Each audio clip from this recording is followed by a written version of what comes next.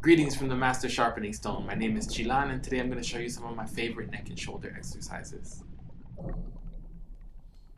The first one we're going to do is called look up and down. It's like if it's raining and you're not sure. So you look up, see is it raining? Look down, check the puddles. Look up, see if it's raining? Look down, check the puddles. You should probably do this about 5 times up, 5 times down, and then move on to the next exercise. The next one is called chicken drinks water. If you've ever seen a chicken or any kind of bird drink water, this is how they do it. This is helping to move the vertebrae in a forward and backward motion. Then the next one is the reverse of that. It's called deer scratches its velvet. You start by extending upwards and then go downward. It's the exact opposite of chicken drinking water. This one is called crossing the street. You look left, you look right, you look left, you look right. Don't get run over.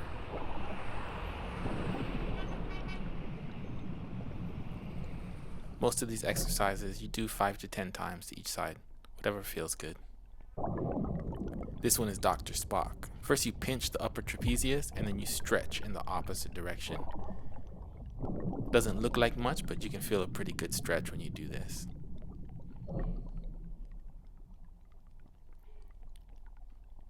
Don't overdo this one. This next one is ear to the streets. Just stretch your ear all the way down till your head's horizontal to the ground. Again, doesn't look like much, but the stretch feels really good.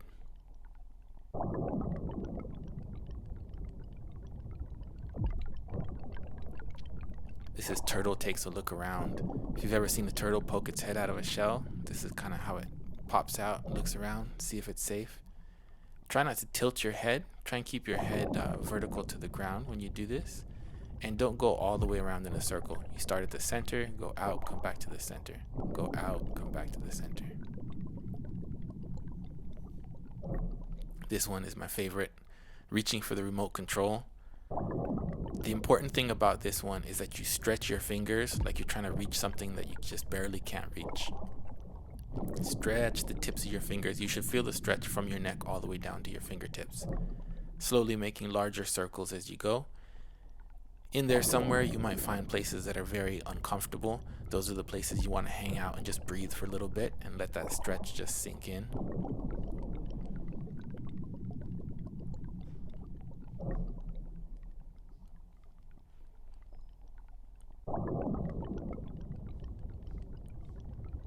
Letting the circles get bigger and then coming back down and making them smaller.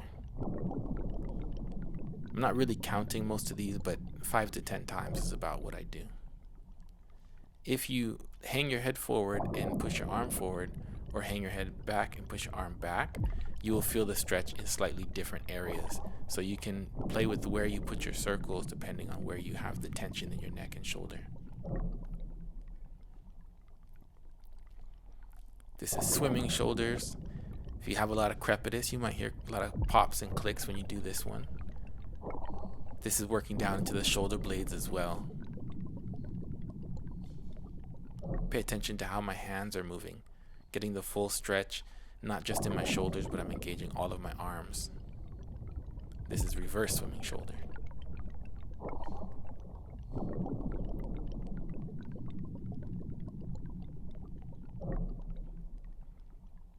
After swimming shoulders comes the zombie walk. This reminds me of the Thriller video from Michael Jackson.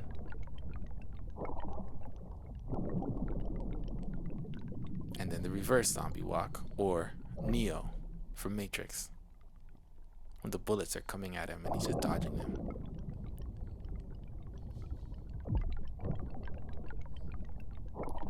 And then after you've done such a great stretching routine, pat yourself on the back. Don't push yourself beyond what is comfortable for any of these stretches.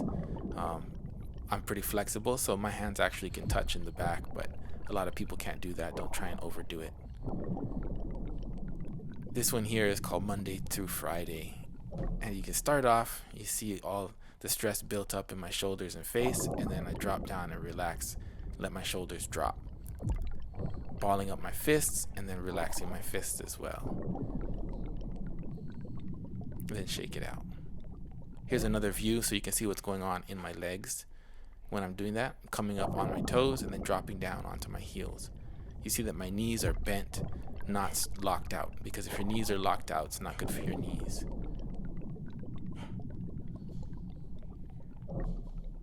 And this one's the sprinkler. This one's very fun. As I'm turning side to side, I'm also looking with my eyes side to side to complete that stretch all the way up into the eye muscles.